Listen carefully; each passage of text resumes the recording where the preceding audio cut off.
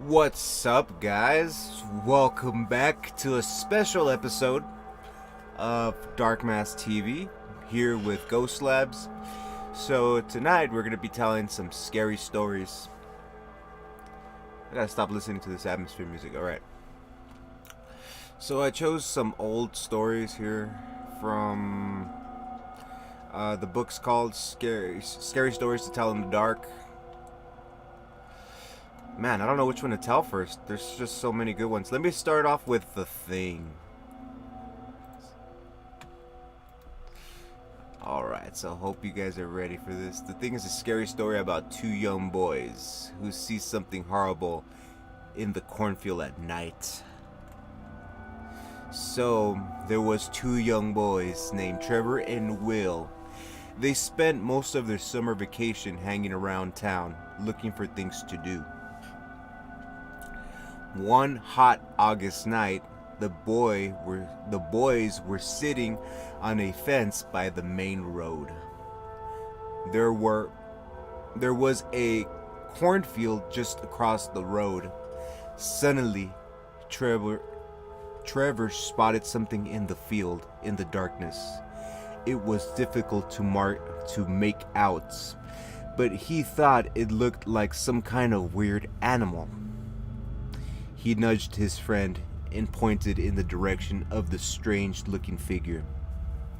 Will said he could see it too. He wasn't sure, but mysterious things seemed vaguely human. The next thing they knew, the thing was gone. The boys craned their necks and scanned the field with their eyes. Out of the blackness came the thing. It slowly walked over to the edge of the field before disappearing again. Trevor and Will looked at each other, puzzled. "What was that?" asked Will. "I have no idea," replied Trevor. No sooner had he said that than Trevor felt a clammy hand on his shoulder. He turned around and found himself staring directly into the hideous face of the thing. He let out a yell of terror and surprise. The rotting skin on the thing's face was coming off in places, revealing the bones underneath. For a moment, it just stared silently at Trevor with its stark, sunken eyes. Then it suddenly grabbed hold of his arm. Trevor felt its fingernails dig into his flesh, and he wriggled out of its grasp. The two boys leapt off the fence and ran down the road, screaming in horror.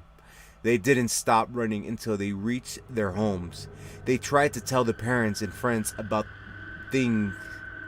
the thing they had seen that night, but nobody believed them. When Trevor woke up the next morning, the scratches on his arm were still there. After a few days, they got worse and worse. Trevor got sick and his parents took him to see the doctor.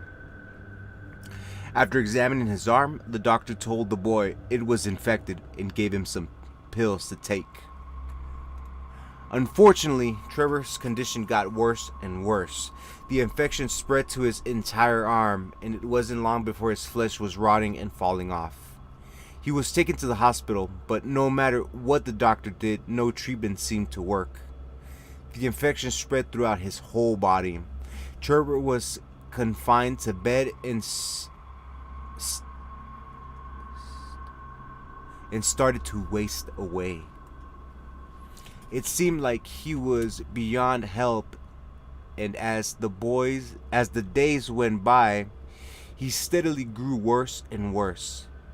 His anguished parents could only sit at his bedside and cry as they watched their beloved son slowly rotting away before their eyes. Man, that's creepy. On the day that Trevor finally passed away, Will came to the hospital to visit him. When the boy walked into the hospital room and saw Trevor lying in bed, he was horrified. His friend looked exactly like the thing. Whoa. He looked like the thing he saw at the cornfield. Alright. So that was the thing. So they got a little picture here I'll show you guys. There's the thing.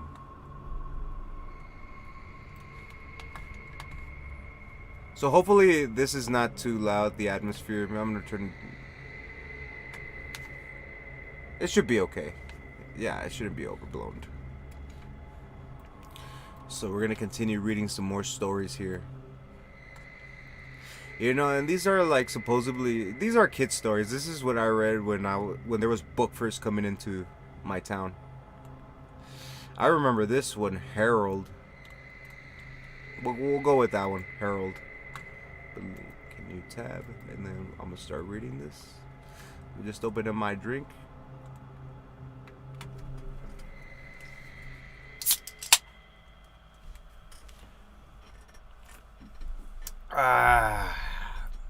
Good old blood and honey.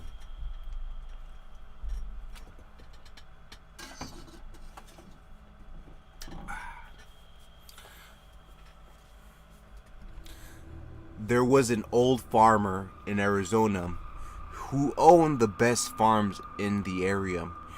Everybody said his crops were the best and people came from all over to buy their goods from him. Their goods from him.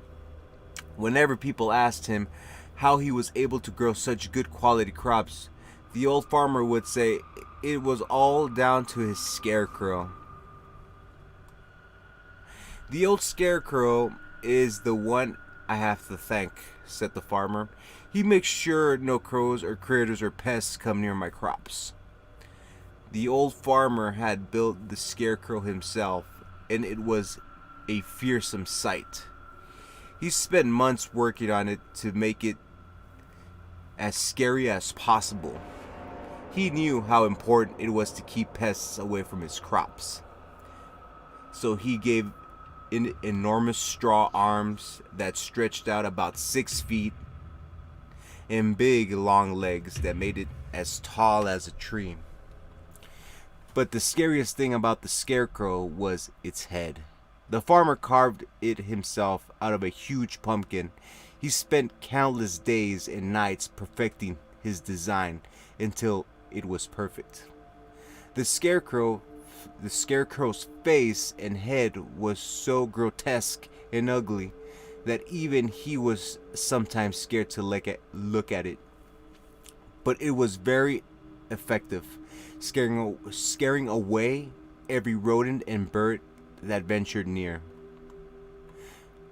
The neighboring farms was owned by 2 young men who were brothers named Josh and Harold. They were lazy and never did much work around the farm, which resulted in their crops being bad. They were jealous of the old farmer's success and were plotting against him. If they could drive him out of business, they could take over his farm and make more money. So one night, the brothers decided to sneak onto the old farmer's land. They stole his prized scarecrow and brought it back to their own house, where they stuffed it into an old closet so nobody would ever find it. The next day, the farmer woke up to find his hideous scarecrow missing and all his crops being eaten by rats and crows. He fell to his knees and cried, knowing that his farm would soon be out of business. Meanwhile, the brothers Josh and Harold were watching from their own property and couldn't help laughing out loud when they saw the old man's tear in grief. Hearing the laughter, the old farmer came over and asked them if they knew what happened to the scarecrow. The brothers looked him right in the eye and said they had no idea where his precious scarecrow might be. But you know, I'll go out of business and have to sell my farm if I can't find my scarecrow," said the farmer. Josh just laughed in his face, saying, "That's just your tough luck, isn't it?" "Sucks to be you," giggled Harold. The old farmer walked slowly back to his house, his head hanging down in defeat and depression. That night, as Josh and Harold had trouble sleeping, not because they felt any remorse, but because they couldn't get the image of the scarecrow's horrible, twisted face out of their minds, they decided they would never be able to sleep as long as that ugly pumpkin head was in their house. So they got up and dragged the scarecrow out of the closet. Harold took a baseball bat and smashed the scarecrow's head to pieces until all the head was left was little bits of pumpkin strewn around the floor. Strewn around the floor. The brothers swept up the pumpkin head pieces and threw him in the trash. Then they went back to bed and were soon fast asleep. Having put all thought of the disgusting scarecrow's face out of their heads, sometime after midnight, Josh and Harold were awoken by the sound of scratching and clawing at their bedroom door. "Did you forget to put the dog out?" asked Harold sleepily. "We don't have a dog," stammered Josh. Suddenly, the bedroom door burst open and a solitary long straw arm snaked in through the opening. Then a second arm thrashed around, followed by two long stick legs. The two brothers were frozen in fear and could only look with horror as the headless scarecrow's body rose up on its long stick legs and its long arms reached out for them in the darkness. Harold felt a cold, sinewy straw claw close around his ankle and screamed as loud as he could. He begged his brother Josh to help him, but Josh was already running out of the bedroom, fleeing in terror. He ran down the hallway, crashed through the front door, and out onto the moonlit road. He ran as fast as his legs could carry him, puffing and panting and screaming at the top of his voice. As he passed his neighbor's house, he saw the old farmer standing at his gate in the moonlit. He could see the farmer just staring at him with a strange smile on his face. Josh kept running, his bare feet slapping against the rough gravel road.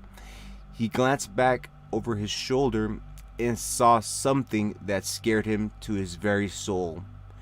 He saw the scarecrow running along the road close behind him. It was gaining on him, coming closer and closer. And that wasn't all he saw. He noticed that the scarecrow had a brand new head and it looked like Harold. The end. Yeah, I remember this story, man. It was pretty creepy when I was a kid. It's still kind of creepy, honestly. Just knowing that the farmer's like freaking smiling right there, just like, oh yeah, you're gonna get it. So let's take a look at the other stories here. Having a drink because my mouth gets dry really quick here. Okay, so we got some different ones. High beams, green ribbon. You know what? Green ribbon, that one's an old story. That was even older than these books.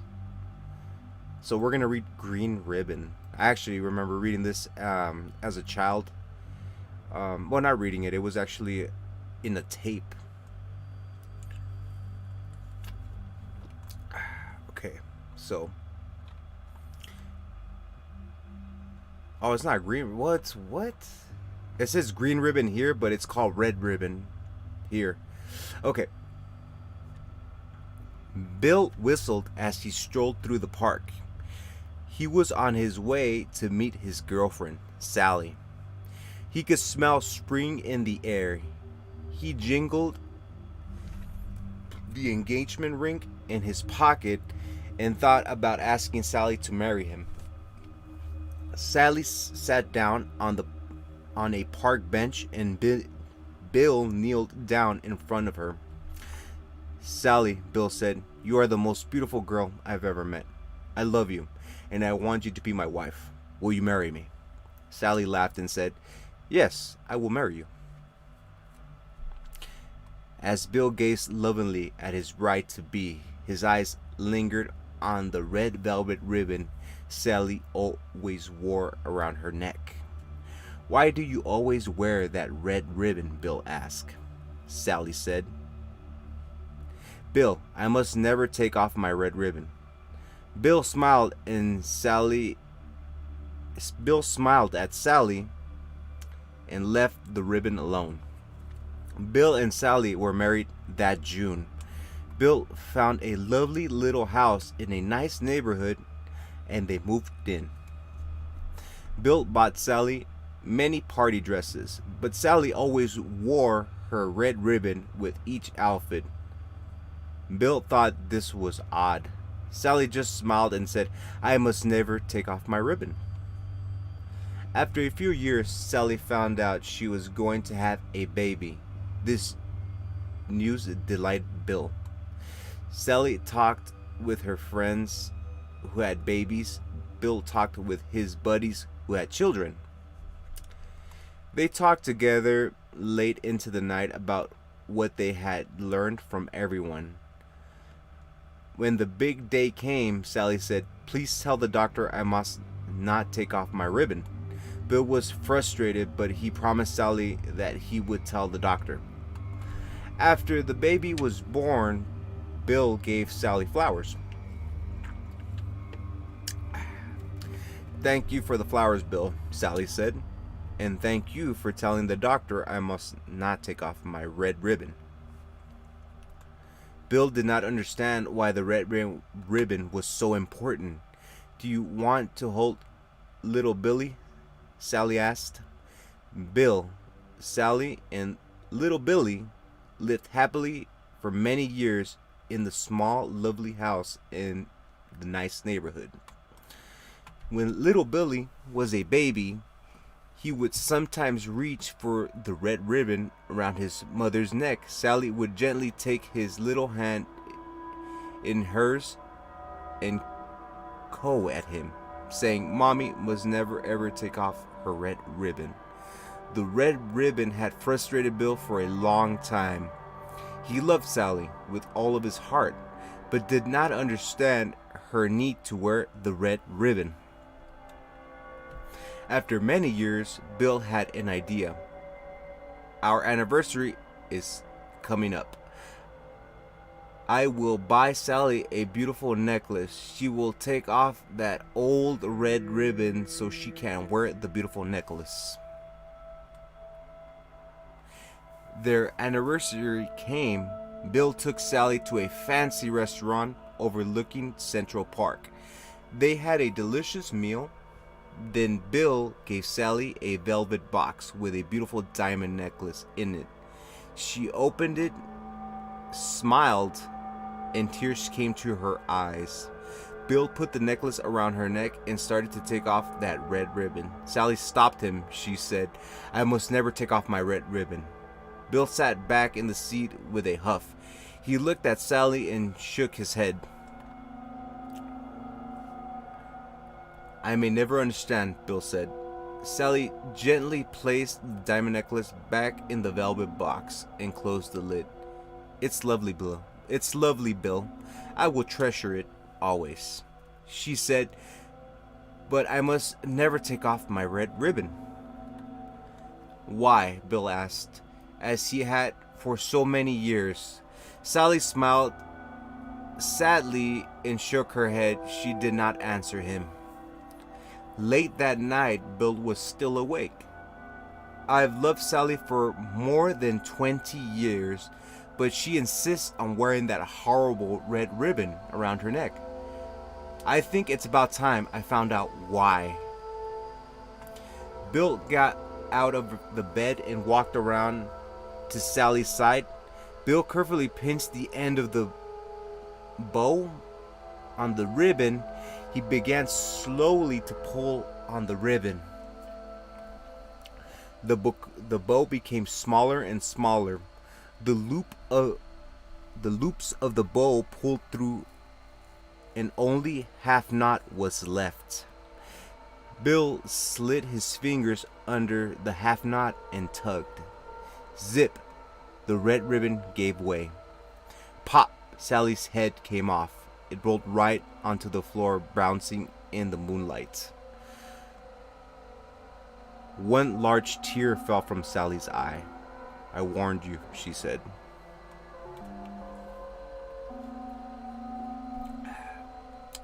Yeah, I remember this story. This story is actually older than this book. Like I said, I remember reading it not reading it. Well, yeah, I was reading it, but it was also on a tape, like a cassette tape. They used to like play it in class. It was crazy. All right, so next story, guys, we're gonna be reading The Red Spot. I remember this story too. All right. Let me just have one more drink. Delicious. One night, a young girl was sleeping in her bed when a spider crawled across her face. It stopped for a few minutes on her left cheek. Then it went on its way. When she woke up the next morning and looked in the mirror, she noticed a red spot on her cheek. "What's this?" she asked her mother. "Looks like a spider bite," her mother replied. "It will go away, just don't scratch it." Soon the small red spot grew into a big red boil. "Look at it now," the girl said. "It's getting bigger." "That sometimes happens," her mother said. "It's coming to a head." In a few days, the red spot was even larger. "Look at it now," the girl said. "It hurts so much and it makes me look so ugly." "We'll have the doctor look at it," her mother said. "Maybe it's infected." But the doctor couldn't see the girl until the next day. That night, she decided to take a nice, relaxing bath as she lay soaking in the warm water. The boil suddenly bursts. Out poured a swarm of tiny spiders from the eggs their mother had laid in her cheek. Yeah, I remember that story. So that was the red spot.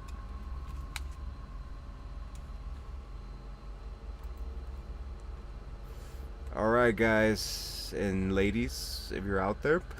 So, the red spot. Let me see. We already read the green ribbon. Let's read the hook.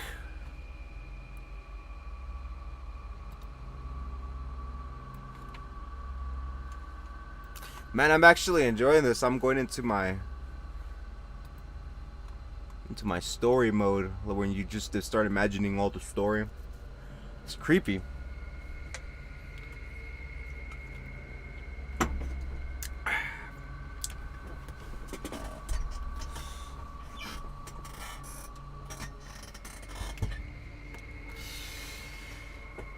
So this is the hook. One summer night, a teenage boy was going out on a date with his new girlfriend. He picked her up at her house and they drove out to the edge of town. They parked the car in a secluded spot that was a well-known lover's lane. We all been there, right? As they gazed out at the light of the town, the boy put his arm around the girl and switched on the car radio so they could listen to some romantic music. He leaned over and the young couple began kissing and cuddling. Oh yeah. Just as they were getting into the mood, the music suddenly stopped and the news reader's voice came on the radio. This is an emergency announcement. Earlier tonight, a crazed murderer escaped from the state mental asylum. Police are warning citizens to be on their guard since the patient is considered armed and dangerous. The insane killer is nicknamed the Hook Man because after he lost his right hand in an accident, it was replaced with a steel hook. Everyone in the area should be on the lookout for a man fitting this description. If you see anything suspicious, you should report it to the police immediately. The girl became frightened and asked to be taken home. She knew that the state insane asylum was not far from the Lover's Lane. She was also worried that the remote area where they were parked was the perfect spot for a deranged madman to lurk. The boy was feeling brave and assured his girlfriend that they were perfectly safe. He locked all of the car doors, then he tried to kiss her again. The girl became frantic and pushed him away, insisting that they leave immediately. In a huff, the boy slammed the car into gear and spun its wheels as he pulled out of the parking space. On the way back to town, they both calmed down, but the girl still held on tightly to her boyfriend.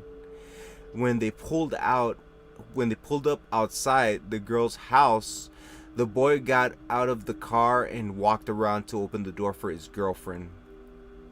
For a long time, he just stood there, staring at the door. At first, the girl couldn't figure out what was wrong. Then she realized that her door was still locked. She smiled and unlocked it. Still, the boy stood there. The girl was puzzled and rolled down her window.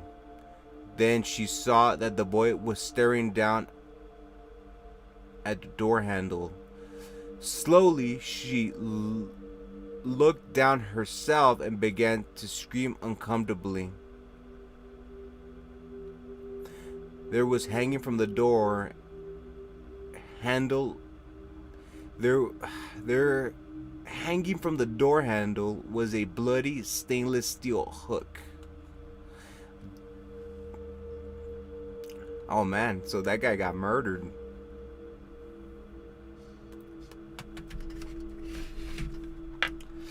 So that was the hook. And not the hook you get from music, but the hook. So we've been reading about 30 minutes now. Let's there's so many stories here. Let me see. All right, so we're going to be reading The Dream next. But first, let's sit down and talk about these stories.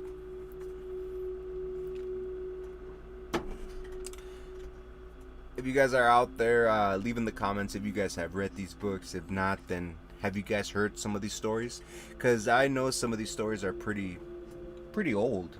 It's not like they were like made yesterday. These are been told. Well, some of them. The Hook one, I know for sure it's older than this book.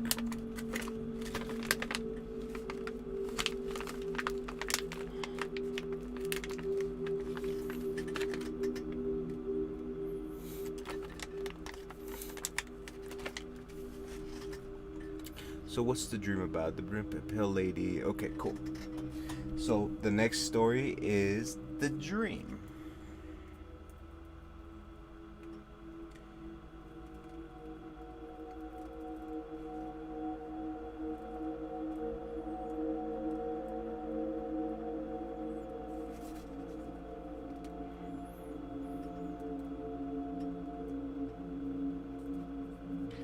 I'm just getting my grandpa pipe ready so I could read the story to you guys.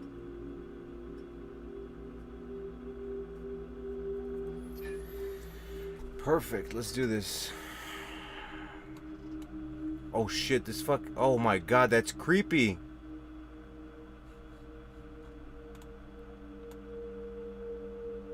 Dude, this picture moves. Oh my god, that's so creepy. You guys check this out. I thought I was just fucking. Look at that.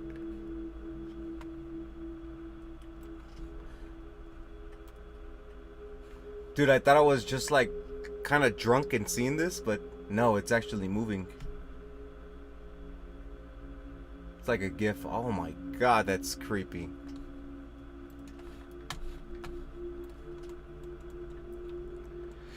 All right.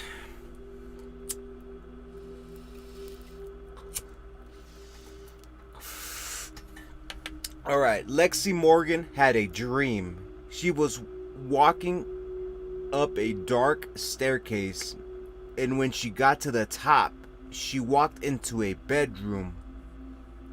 The bedroom carpet was made up of a large square that looked like a trap door, and each of the windows was fastened shut with big nails that stuck up out of the wood.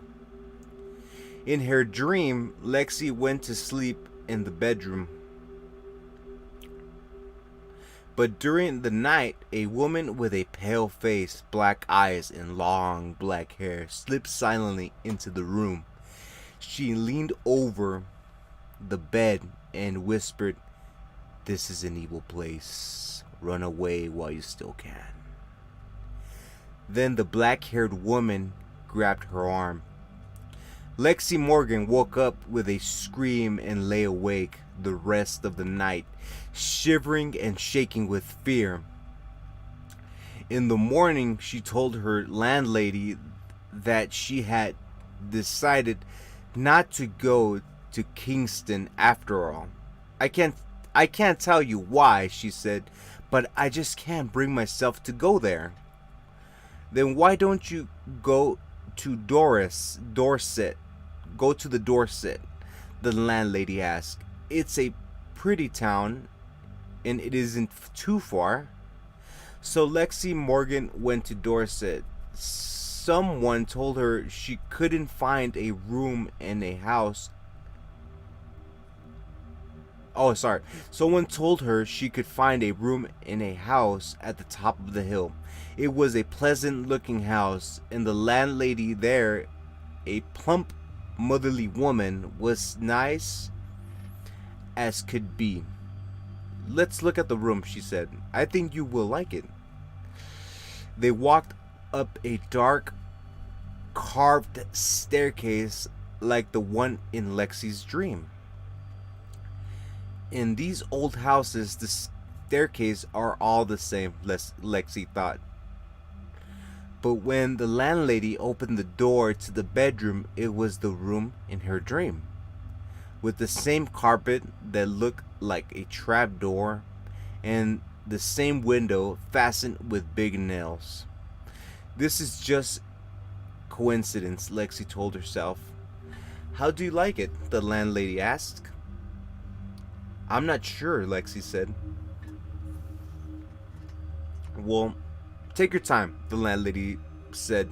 "I'll bring up some tea while you think about it." Lexi sat on the bed staring at the trap door and the big nails. Soon there was a knock at the door. "It's the landlady with tea," she thought. But it wasn't the landlady. It wasn't the landlady.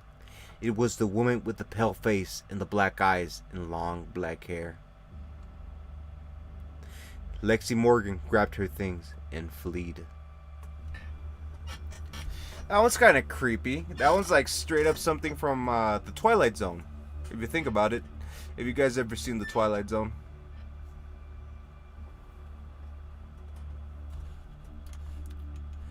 And hope you're enjoying these books. These are actually from the website scaryforkids.com scaryforkids.com. So if you guys feel like telling your kids, if you have kids or not, or if you decide to read this on your own, you guys could visit that website. It's www.scaryforkids.com.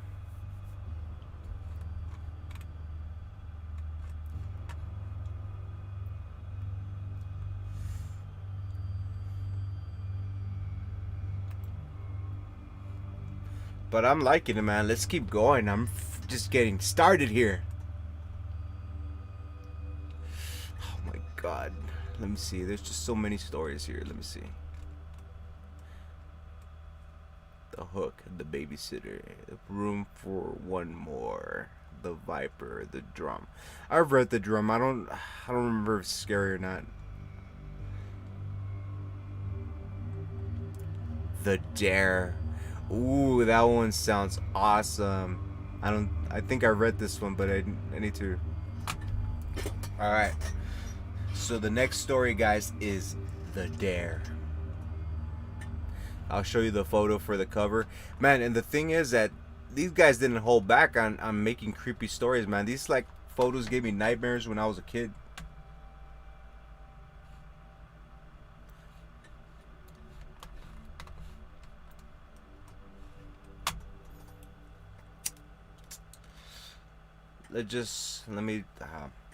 Just let the good old ghost light up his pipe, and then we'll get started.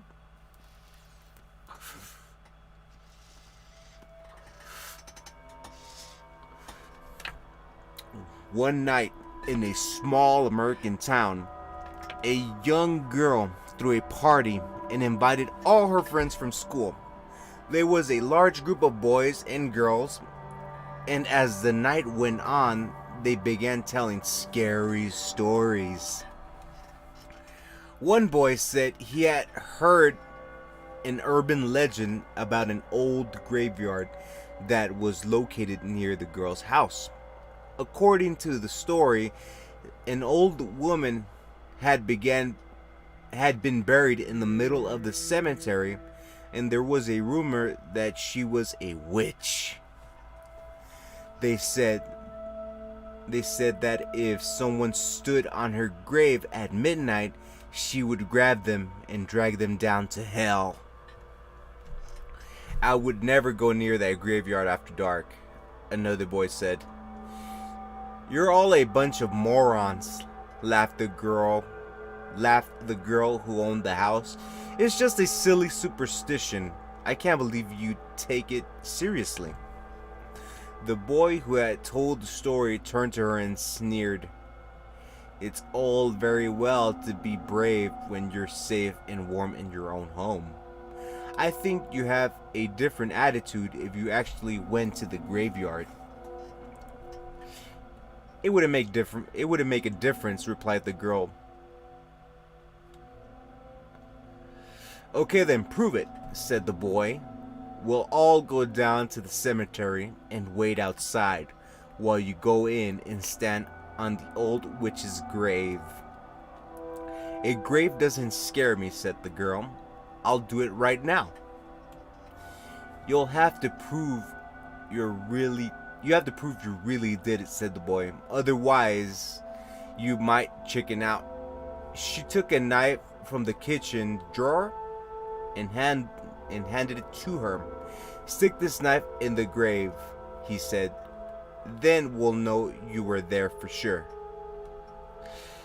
The group of kids set out for the graveyard, and when they reached the old iron gates, they gathered in a circle. All of them stared at the girl. She tried to pretend she wasn't scared, and she hoped they didn't see her shivering in fear. With the knife clutched tightly in her hand, the girl walked through an old iron gateway and made her way through the darkened graveyard. In the moonlight, the tombstones and the trees cast strange and unnerving shadows.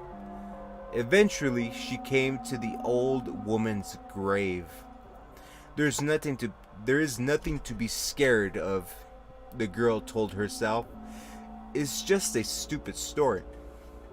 Crouching in front of the headstone, she whispered, I'm not afraid of you.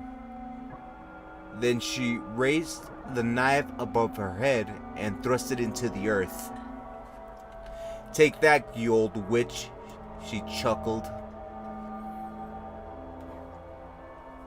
The girl was about to turn and leave when she felt something holding her back. She couldn't move. Something was tugging on the hem of her dress and dragging her down. She was filled with terror and flew into a panic. "Help," she cried. "She's got me! She's got me!" When she didn't come back, her friends began to get worried. After a while, they cautiously entered the grave to look for her. They found her sprawled across the old woman's grave. She was dead, and her face was frozen in a silent scream. Without realizing it, she had plunged the knife through her skirt and had pinned it to the ground. That was what he had been holding her. The poor girl had been so terrified that her heart gave in and she died of fright. That's so funny, man. She pretty much just she pretty much stabbed her dress into the grave. She got freaked out because of that. That's funny. That's really funny. So guys, I'm gonna take a quick 2-second break. I'll be right back, and then we'll continue reading these scary, spooky stories.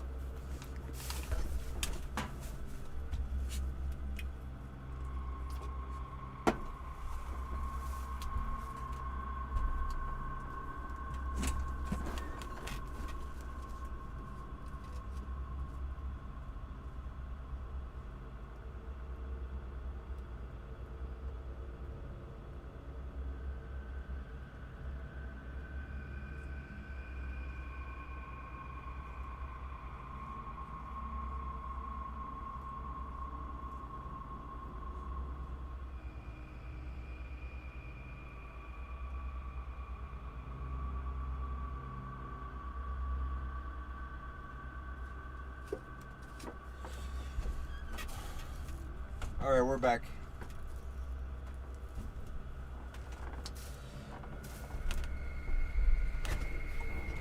Sorry, dudes. Just got some stuff from GoPuff. So we're back. Let me see what other crazy stories we got here. We'll go for this one. Sounds.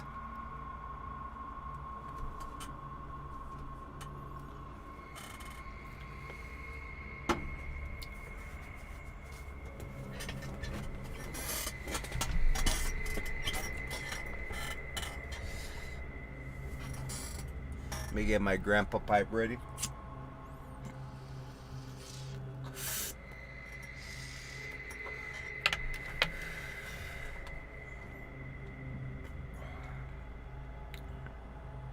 So, this next story is actually a true ghost story. This story takes place in Alabama. It's actually real. So get ready.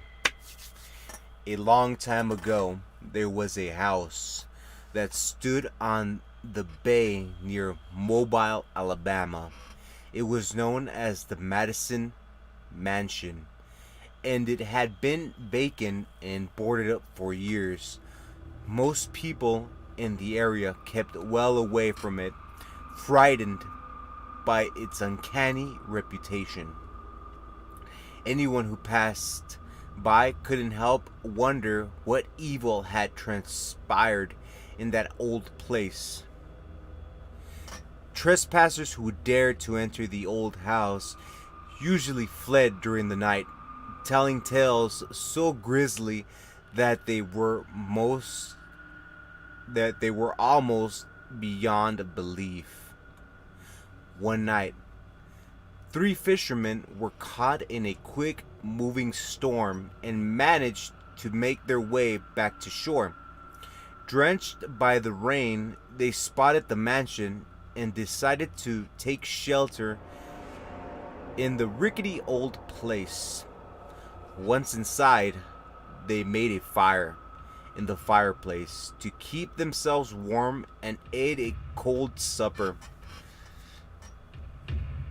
Then the 3 men pulled their oilskin coats tightly around them and lay down on the floor to try to get some sleep.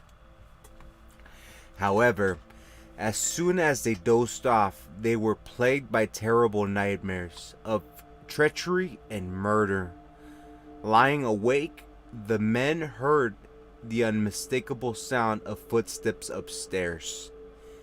It sounded like more than one person marching back and forth. "Who's there?" called one of the fishermen. The footstep suddenly stopped. They heard a woman scream. The scream turned into a groan and died away. The house was quiet again. Just then, the man who had called out felt something splashed against his forehead. Something was dripping from the ceiling and forming a small red puddle on the floor.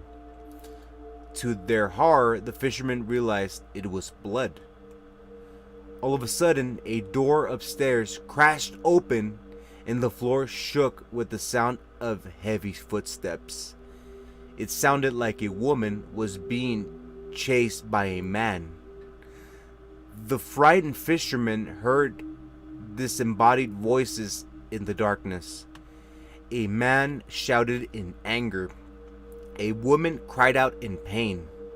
They heard objects being flung here and there with a crash. Long howls of horrible laughter rose and filled the house. It went on and on until fishermen thought they would go mad. Then there was silence. The fishermen huddled together and listened. After a few minutes, they heard something coming down the stairs. It sounded like someone was dragging something heavy that bumped on each rotten step. The scraping and thumping noises came through the front hall, and the front door opened. It sounded like something was flung outside, landing with a thump among the weeds. Then the door slammed shut, and again there was silence. There was a thunderstorm outside, and the house trembled as if it was about to collapse. Rain was pounding against the sagging walls. The terrified fishermen couldn't bear to stay in this place a moment longer and decided to flee. Just as they reached the door, a flash of lightning filled every room in the house with a green blaze, and one of the men saw a ghastly face staring at them from the stairs. It was so horrible that it looked as if it came from hell itself.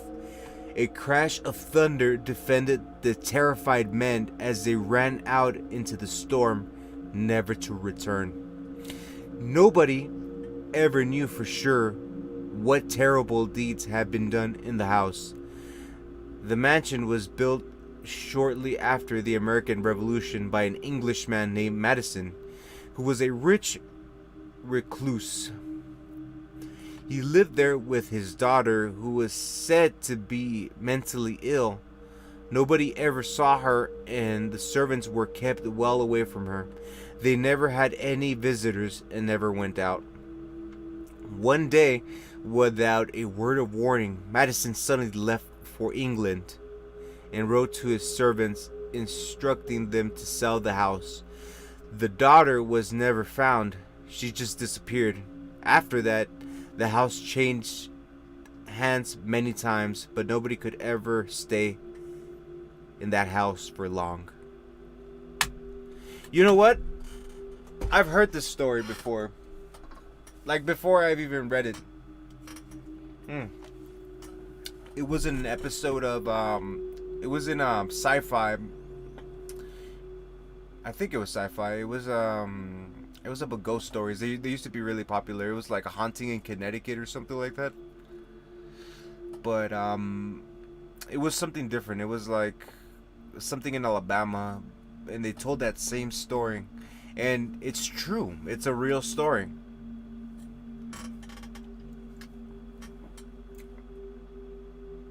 Dude, I would I would not like to be in the house. I'm already getting the chills just fucking reading these stories. Sorry for cussing. This should be like for kids only, but then again, it's Dark Mass TV.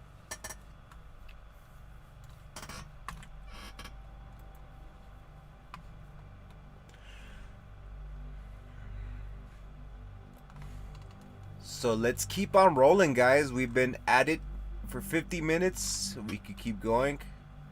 There's just so many stories. I can't seem to pick one good one for all of us.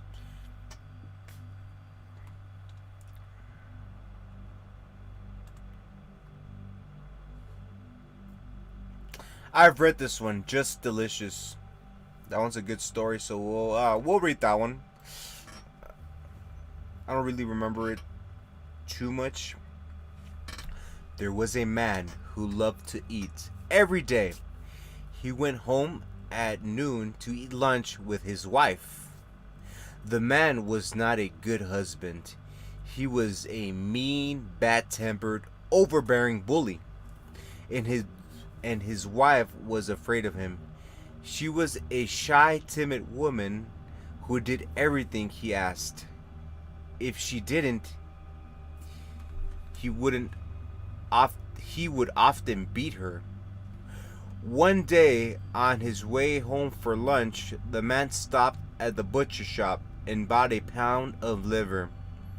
He gave it to his wife and told her to cook it for dinner that night. His wife had prepared pasta for lunch. So he sat down to eat. While the man ate his lunch, his wife told him that a rich old woman in town had died and her body had been brought to the church next door. The man was not interested in what she had to say. He was enjoying his plate of ravioli, which he washed down with a nice glass of wine. He didn't want to stop eating long enough to tell her to shut up. Finally, he said, "Enough. I've got to go back to work." Sorry. Kind of swallowed my spit there. That evening, the wife began to prepare the dinner. She seasoned the liver and cooked it slowly in a pot with vegetable and broth. After a while, she lifted the lid and the liver looked like it was done. So she cut off a small piece and popped it in her mouth. It was just the best meal she had ever made. She tasted another piece and another and another. It was so good she couldn't stop herself, and before she knew it, the pot was empty. Then she thought of her husband, and she began to panic. He would be coming home soon. What would he do when he found out that she had eaten all of the liver? He was not the type of man who would understand. He would be very angry. And she remembered the beating he had given her before. She did not want to face that again. But where could she get another piece of liver that late in the day? It was then that she remembered the rich old woman who was lying alone in the church next door, lying in an open coffin waiting to be buried. After finishing his meal, her husband got up from the table, patted his belly, and said, "That was just delicious." He had never had a better dinner. The salad with a drizzle of olive oil and just the right amount of garlic and vinegar. The fresh garlic bread and the tastiest, most tender liver, and it almost melted in his mouth. He looked at his wife. "Aren't you going to have some?" He looked at his wife. "Aren't you going to have some?" he asked. "I'm not hungry," she replied. "You finish it." That night, they went to bed. The man had fallen asleep, but his wife was lying in the darkness, unable to close her eyes. All she could think about was what she had done. Just then, she thought she heard a voice in the distance. "My liver," it said. "Who has my liver?" It sounded like the voice of an old woman. Gradually, it came closer. "I want my liver," it said. "Who has my liver?" The wife listened. Was it just her imagination? Imagination? Was she dreaming? The cry came again and again, piercing and terrible. "Give me back my liver," it said. "Give me back my liver." "No, no, no." The whispers, "I don't have it. I don't have your liver." Now the voice was right next to her. "Who has my liver?" it asked. "Who has my liver?"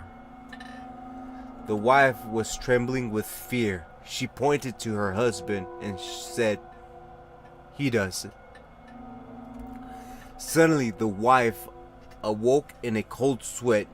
She was so frightened she could barely breathe. She couldn't stand the strain any longer. She shook her husband, and when he woke up, she confessed everything. She told him how she had eaten the liver he bought. She told him she had crept into the church next door. She told him how she had slit open the belly of a corpse and cut out the liver and brought it home to cook it. Her description was so vivid her husband could almost see it happening before his eyes. As he listened, he grew more and more angry. Then she told him about the ghostly voice she had heard, and he grew more and more fearful. The man was terrified of ghosts. "I'm the one who ate the liver," he said. "That means she will be coming for me to wreak her vengeance." He got out of bed, and without a word he went downstairs. His wife sat in bed wondering what he was going to do. A few minutes later she had heard his footsteps coming up the stairs again, and when he appeared in the doorway, she saw he was holding a knife in his hand. She screamed and screamed. Later that night, the husband crept into the church next door. He approached the open coffin and placed a fresh new liver in the belly of the corpse. Then he went home and climbed into bed. His sleep was never disturbed again, and nobody ever saw his wife again.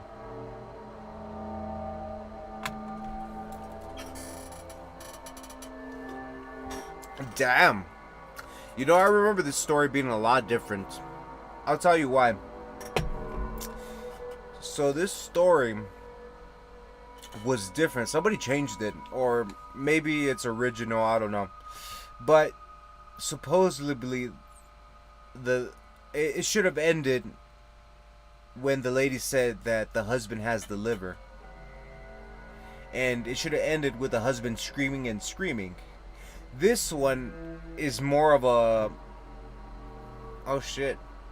This was more of a murder thing. Like the guy murdered his wife so she could get the liver, so put it in the old lady's. Snitches. And I'm reading the fucking comments in the book here. It says snitches get stitches. Man, that's the word. Stupid woman. What the fuck? Damn, dude, that's a good story. 8 out of 10 livers. 8 out of 10 livers. Oh shit. I'm not even kidding. I'm not even making this shit up. Look, watch. Snitches get stitches, man. That's the word. I mean, that's fucked up. But damn, that's a good story. 8 out of 10 livers. Oh my god. That was just so good. What the hell, lol. Well, I think she would she would bought a new liver from the butcher shop if she had any money. After knowing that husband is very unpleasant, there's no way he would give some money to his wife. This freak.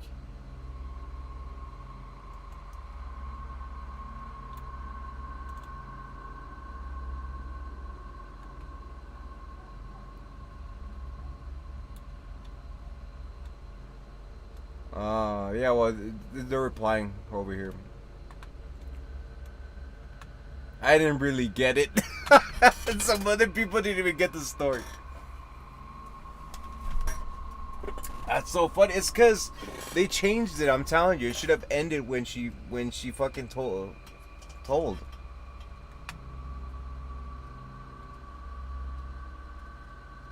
She deserves getting boxed too for her crime. Man, people are just fucked up.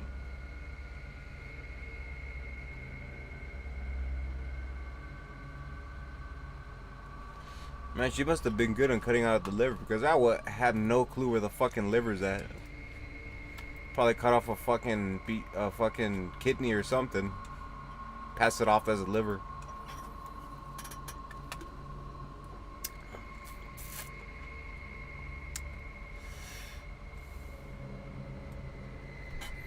Alright, guys.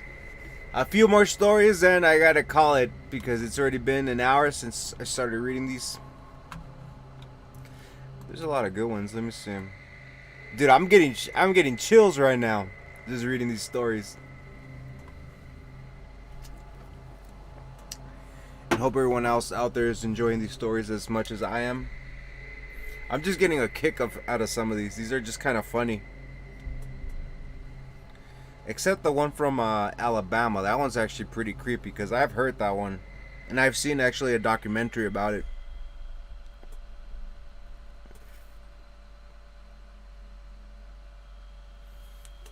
So we'll go ahead and pick the next story right now. I'll be right back. I just gotta go use the little boy's room.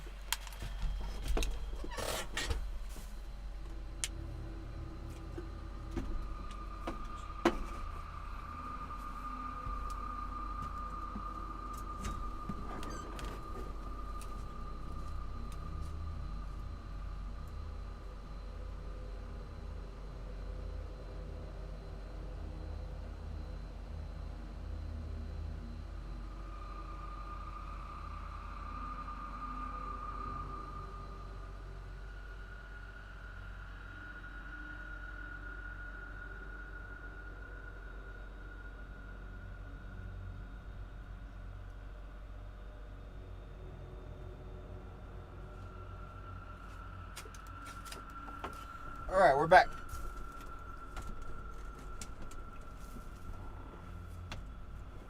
Sorry guys, had to go to the toilet. But we're back with some more scary stories.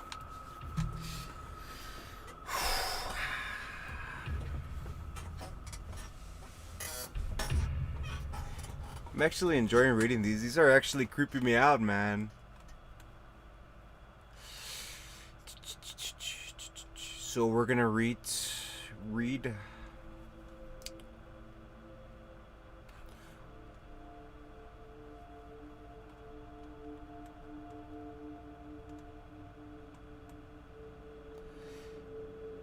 Let me see this one real quick. See if this one's based on a true story, because I think I remember.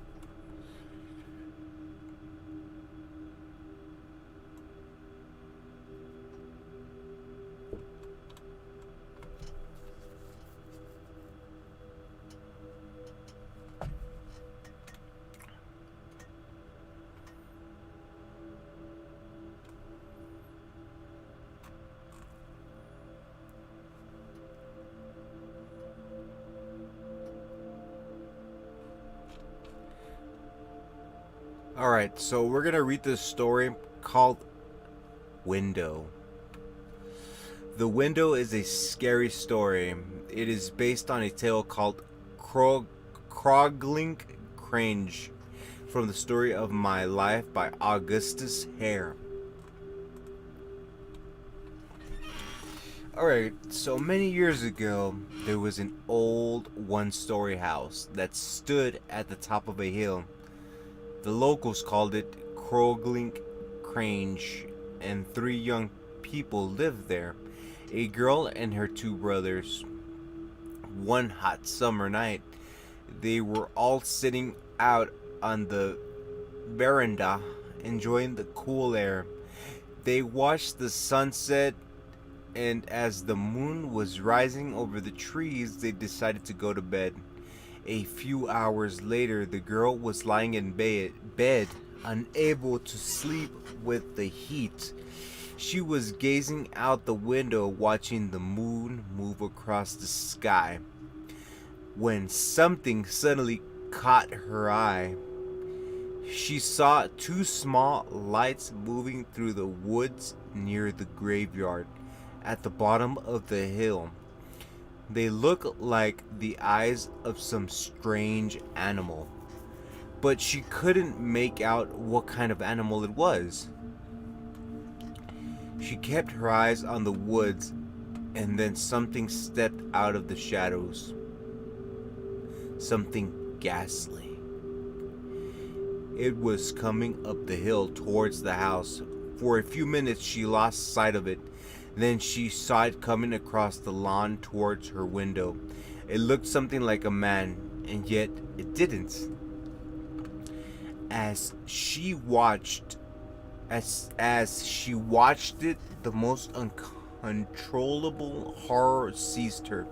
She wanted to run from her room, but the door was right next to her window, and she was afraid that this creature would see her. She wanted to scream, but her tongue felt like it was glued to the roof of her mouth. She rushed to the door, but before she could open the lock, she heard a scream. She heard a scratch at the window. When she turned around, she saw a hideous, shrunken brown face with flaming eyes glaring into the window. She tried to scream, but she was so frightened that she couldn't make a sound. The creature broke a pane of glass in the window. Then it reached in with a long, bony finger, unlocked the window, and crawled inside. The girl tried to escape, but the creature caught her by the hair. It dragged her over to the bed, and then pulled back her head and sank its teeth into her throat. She let out a blood-curdling scream and fainted. When her brothers heard her scream, they rushed into her room, but they couldn't get in because the door was locked. By the time they managed to break down the door, the creature was gone. The sister was lying unconscious on the bed, bleeding from the wounds of her neck. Well, one of the brothers grabbed a towel and tried to stop the bleeding. The other took off after the creature and chased it down the hill. The thing fled through the moonlight, taking enormous strides, and soon he lost sight of it near the graveyard. The brother went back to the house to see if he could help his sister. The girl was scared and badly hurt, so they took her to the hospital, where her wounds was disinfected. The doctor put bandages around her neck, and she had to stay in the hospital for a few days. Gradually, the wounds began to heal, and the doctor said she was well enough to go home. The brothers reported the incident to the police, but they couldn't figure out what had happened. They said it was probably a lunatic who escaped from the local asylum. The brother didn't want the girl to come back to the house and stay in the same room, but she insisted after all. After all, she said, lunatics don't escape from the asylum every day. But just in case, the brothers slept in the room across the hall and kept a loaded pistol on their bedside. The winter passed peacefully and happily.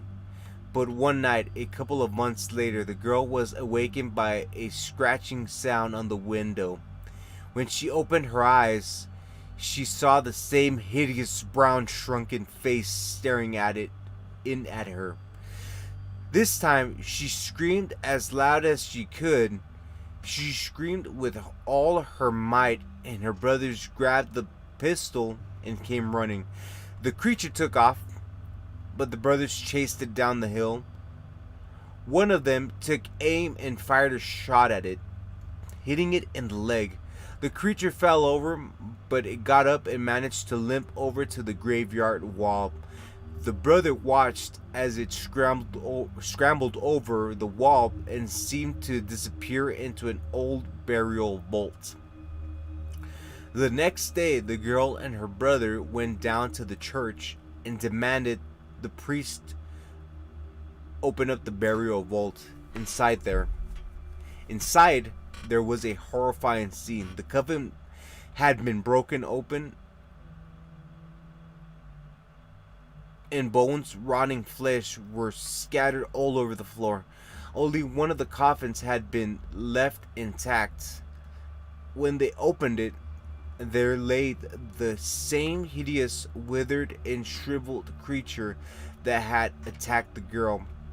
When the priest examined the corpse, he had found a bullet in the leg. They did the only thing they knew of to rid themselves of a vampire. The priest built a roaring blaze outside the vault. Then the brothers dragged out the shrunken body and tossed it into the flames. They watched the corpse burn until there was nothing left of it but ashes.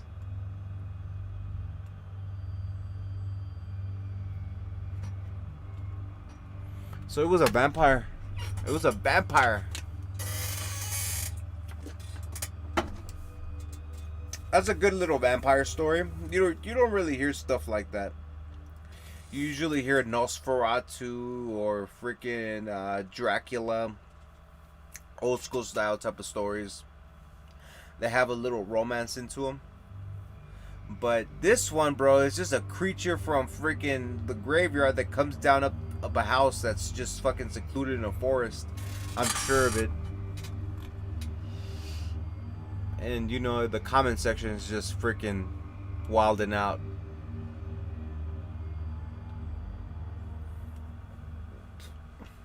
Some people saying, "Are you sure it's not Nosferatu?" That's what I just said.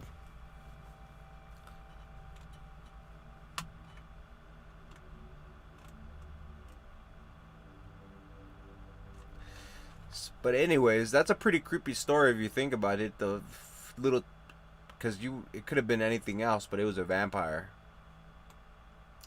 So guys, this is gonna be the last story because Halloween is over, but it is witching hour. So we'll get a good story cooking up for us.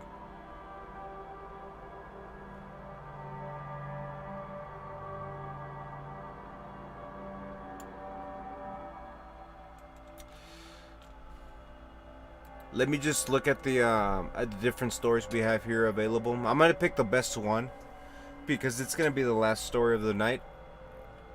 Because the good old ghost is already buzzing, and I don't think I could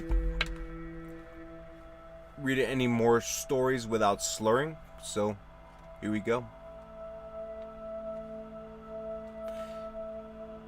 Let me just look here, and we'll get back. Here, actually, let me show you guys what we got to work with.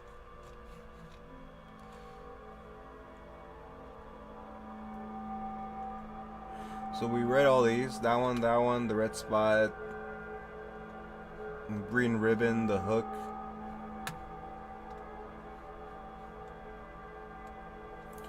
We have read the dream, the dare, I think we read the guests. This is the one I wanted to read, The Appointment. Let me see footsteps.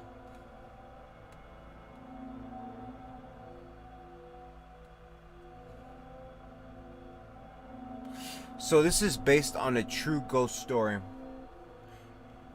And a version of this appeared in A Scary Story to Tell in the Dark. In the book, it was told from the point of view of the old sisters, but in the real version, it is the younger sisters who is telling the story. So I'm gonna lean more towards this one because it's based on a real story. So we'll read this one. Just to leave you guys all creeped out on a real ghost story.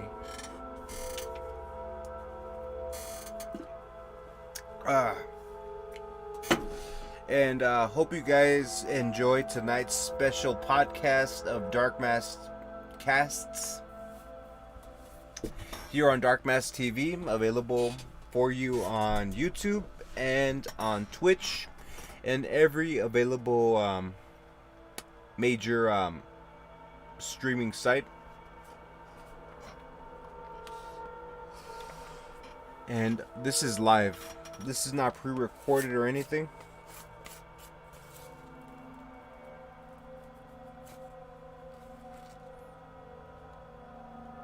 Because we want to keep it as fresh and as real as possible for all your viewing pleasure.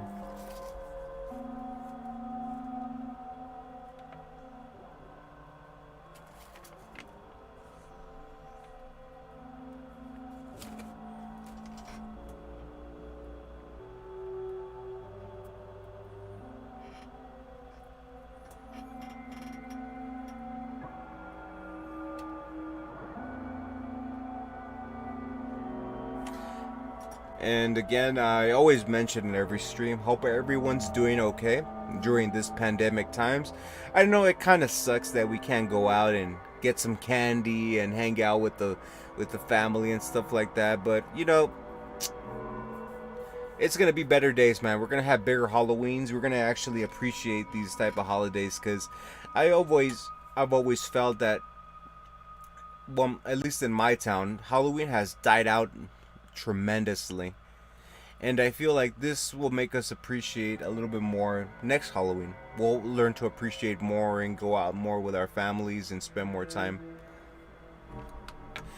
instead of, you know, listening to me blab about nothing.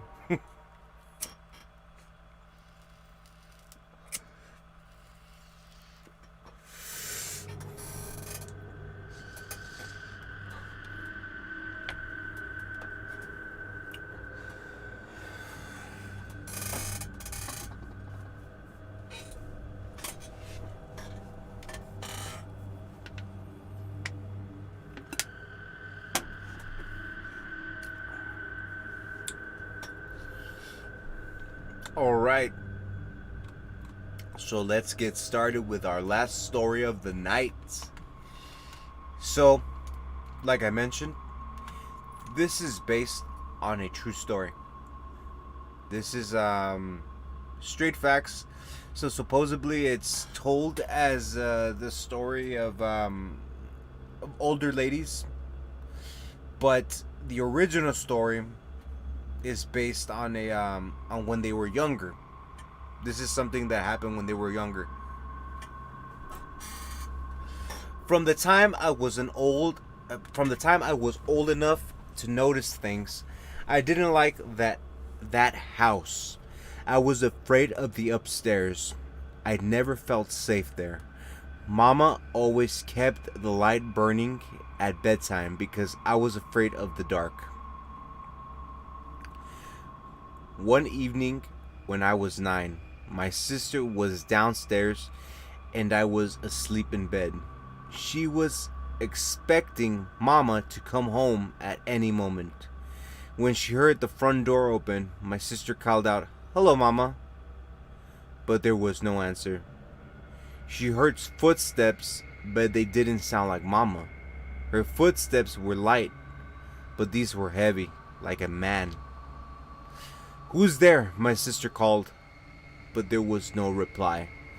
The footsteps continued up the stairs and wandered into the halls, into all the bedrooms. But when my sister called out again, "Who's there?" the footsteps stopped. She was young and afraid, but she knew I was sleeping alone up there. So she took the lamp and searched all the rooms. She even went into the attic, but she didn't find anyone. My sister went back down to the dining room, but as soon as she sat down, the footsteps started again. They came down the stairs, through the dark kitchen, and then door of the dining room, where my sister was sitting, slowly began to open. She was scared out of her wits. "Get out," she screamed. The door slowly closed and the footsteps moved out through the kitchen towards the front door. She heard the door open and shut, so she ran to the window to see who it was. There was nobody in sight, and there was no footprints in the fresh snow. That was when she realized that whoever or whatever had walked in, it wasn't human. She huddled onto the couch and waited for Mama to come home.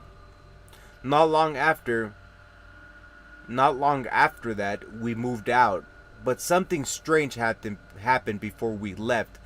My sister and I were in the living room when all of a sudden we heard a terrible groan. It sounded like someone was in agony. The groans seemed to be coming from the cellar. They were so loud that our dog started howling and the hair stood up on the back of her neck. She would always go anywhere with me, but when I tried to coax her to come down into the cellar with me and investigate, she wouldn't go. The cellar was well lit, so my sister and I went down following the groans until we came to a little alcove, and there the groans ceased. I went to dig right there on the spot, but there was no time. I've always felt that if I had, we would have found the cause of all the trouble. Perhaps someone's bones were buried there. We moved away soon after that, and Mama would never let me ask the people living there today if they had heard anything. We were all glad to get out of that house.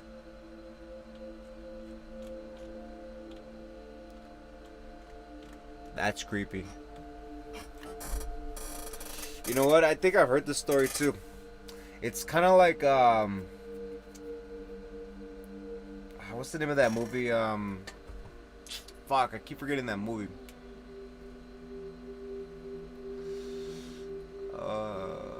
They recently made a remake too. The Evil Dead or something like that? Yeah, Evil Dead. I think that's what it's called, and it sounds sort of familiar. Or The Haunting with Liam Neeson, when they were trying to find the bones in the what's that shit called?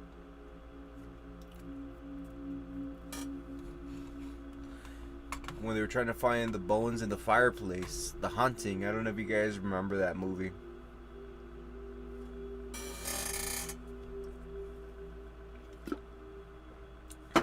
Anywho, hope you guys enjoyed tonight's special episode of Dark Mass TV, or Dark Mass Cast in this case, with me, GHOSTLABz, telling the stories. Like I mentioned, you guys could visit this website. It's scarystories.com for scarystoriesforkids.com. So if you guys feel like telling your kids some scary stories or reading these scary stories on your own, These are pretty cool. But anywho, happy Halloween. This was a good night. Catch you guys later. Peace.